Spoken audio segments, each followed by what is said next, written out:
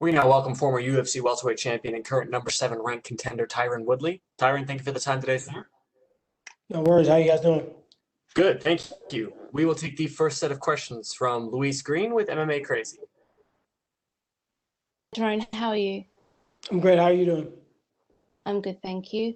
So you're taking on Vicente Luque, who's currently ranked number 10 in the division.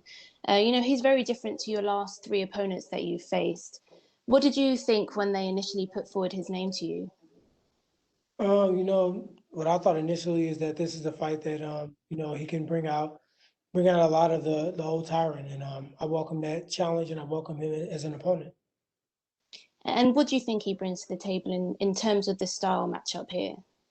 Oh, just pace, good IQ, good striking, good exchanges, resilience, conditioning, and he's just always in it to the end of the fight. Yeah, and of course the last 3 didn't go your way. What have your takeaways been from those 3 fights?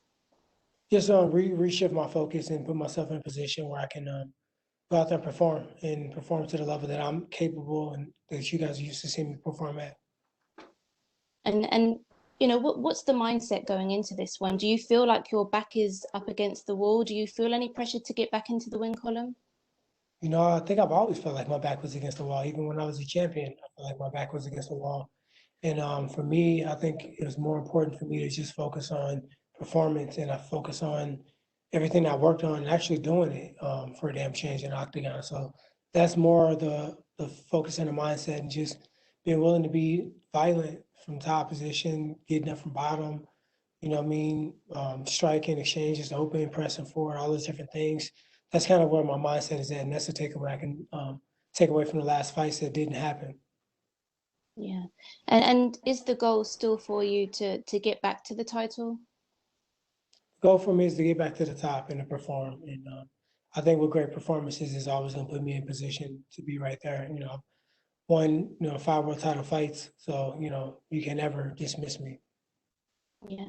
And obviously not to look past Vicente at all, but with Usman and Masvidal 2 coming up, how do you see that fight going down?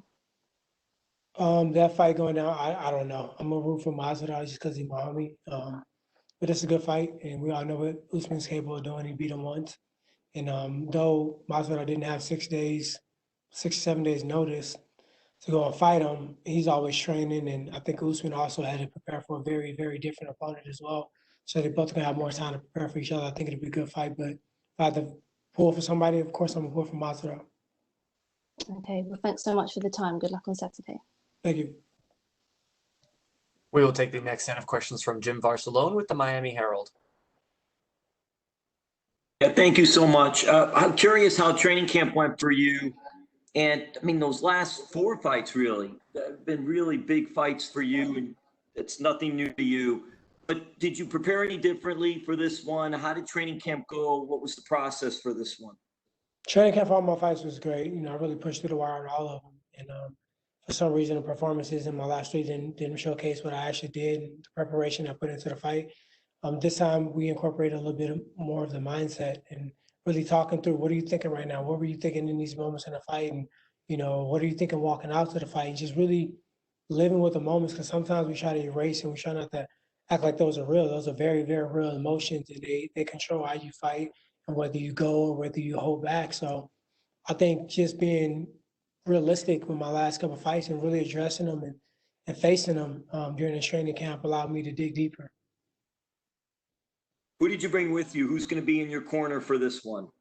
Daryl Cobb, Eric Brown, Dean Thomas will be in the corner. But I got a lot of people praying for me that'll be there in spirit. Yeah, you have a good camp, good training team. You've always had that. It's really good to see. What are your thoughts of just how everything is progressing for you and trying to get yourself back in the win column per se? I got a lot of people that reached out to help. Jake Shields reached out, wanted to help me out. Even Jake Ellenberger, all these different people that I either could have fought in the past. Tony McKee did a great job, especially with the mental part, putting me in situations that, were very uncomfortable and making me fight through it and really challenging me. My training partner, Daryl Cobb, was there with me their entire time. It really was a positive mindset on just ridding the distractions and focusing really on the task at hand and getting your rest and getting your sleep and not allowing outside things to come into your training and your space. And Dean is always solid. He's been consistent across the board. Did more boxing sparring this time than I've done in a long time. So Eric Brown really pushed me in that, sparring pro boxers and body types like Vicente and volume like Vicente. He's just really going out there and putting on a show. So for me, some of the same, a couple things new, but mainly the mental aspect is probably the newest addition. It's interesting too, because mental is so much part of all combat sports. I'm curious for you, this big fight coming up, another big fight for you. How do you get hyped up for it? How do you get jacked up for it? Is it still feel as good as it did, just getting ready for the fight and getting into the fight, and any butterflies? Definitely is nerves, the butterflies, nerves that I'm actually gonna go out there and do it. I'm actually gonna go perform. You know, I've been waiting on this performance for myself for a long time. And it's nervous to know that you mentally are there and physically are there and everybody's there with you and everything's lining up. It comes to free will. I got to go out there and I got to actually own the moment. And I got to just basically know that it's mine. And I'm nervous more about that than even the opponent. Well, all the best. You're a great professional and appreciate the time. Thank you, guys. We will take the next set of questions from Colin Crandall with the MMA Power Hour. Hey, Tyron, can you hear me? I can hear you. Excellent. So thanks for your time, my friend. Really excited to see you in this fight. What do you think about a 3-round fight, man? It's been many years since you were scheduled for just 3 rounds. You know, I didn't think about it because sometimes I'm just getting started in 3 rounds. So it just takes for me to really think about this as a sprint, less known as a 5 round. You don't have the 1 round to kind of fill it out, to pick your shots, to kind of see what the guy's going to bring to the table. You kind of got to come out the block sprint. And so I think a 5 round fight is a sprint too. It's closer to like a 400-meter, 800-meter sprint, but this is like a 200-meter sprint where, getting out the gate is important and, leaning on your technique and your ability to scramble and winning all the positions. Before you know it, it's going to get close to the end of the fight. And then you just bite down on your mouth guard and just let it fly and just forget how your body feels. So I remember these 3-round fights. I did really well in them. And, I'm excited to get back out there. Absolutely. So you have one common recent opponent in Wonder Boy. Did you look a little bit at Vicente's fight with Wonder Boy, and can you get anything from that? Yeah, but it's different. Wonder Boy fights so uniquely. It's hard for me to look at Wonder Boy because if I'm looking at an opponent, I'm probably going to look at somebody that's body style is kind of like mine and fight style is kind of similar to mine and how he did against them and what was his game plan. Wonder Boy is very difficult to come up with a game plan. I know that very, very well for myself and spending, 50 minutes in the octagon with him.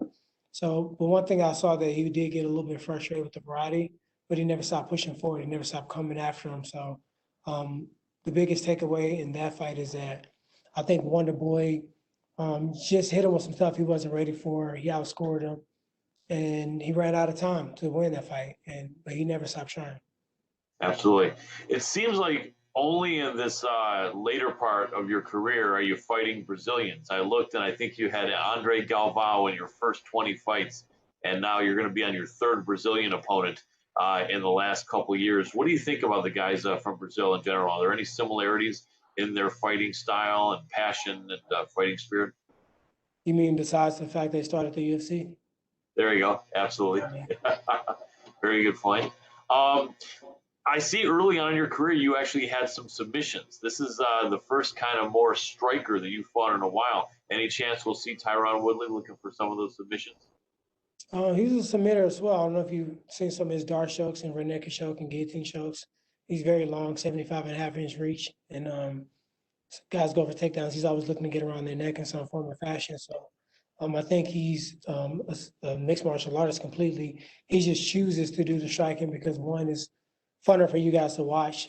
Gets more performance bonuses in the pushing position to fight bigger fights. So I do think he probably trains a lot of grappling as well. Okay. Last question for me. Where does this fight rank in terms of importance in fights in your career? It's the most important fight right now. You know what I mean? I can look back and I can, look at my glory days and I can look at bad moments as well. But right now, this is the one that's in front of me. And in the past, the Usman fight, the Gilbert fight, the Kobe fight wasn't the most important fight. And I think that's partly to do with the performance I had. But this fight is the biggest fight. Absolutely. Well, good luck and thanks for your time. Thank you. We will take the last set of questions from Hunter Brownstein with MMA Weekly. Hey, Tyron, can you hear me? I can hear you. First question I wanted to ask you was, how does it feel to get moved up into the co-main event spot of this pay-per-view? I didn't even know that until yesterday. So same fight, same stakes at hand for me. So I wasn't really too focused on it. You said recently that you're tired of watching yourself lose. What do you think is the most important adjustment you have to make to properly adjust your mentality against Vicente to make sure that doesn't happen? Just exercising free will. I had the chance in each fight to win. I had the chance to throw punches. I had the chance to move forward. I had the chance to defend better. I had the chance to, be first. And I chose not to for whatever reason. So just unlocking those reasons why, I think those are very personal to me and my camp. Of course, I want to share those with you guys, but I feel like I've unlocked those things. Right. Do you feel like you have to take a certain sense of initiative with this fight? I think I should do that with every fight. I think when I do best is when I'm first, when I take the fight to my opponent. So I think that's just something that has to be from now to the rest of my career. What does an ideal 2021 look like for you? Just going out there and performing like a motherfucker in every fight, nonstop, and just going out there and just doing what I can do and showing people what I'm capable of and reminding them of how dangerous I really am. Appreciate the time, Tyron. Good luck on Saturday. Thank you so much. Thank you. Appreciate you guys. Awesome. Thanks so much, Tyron.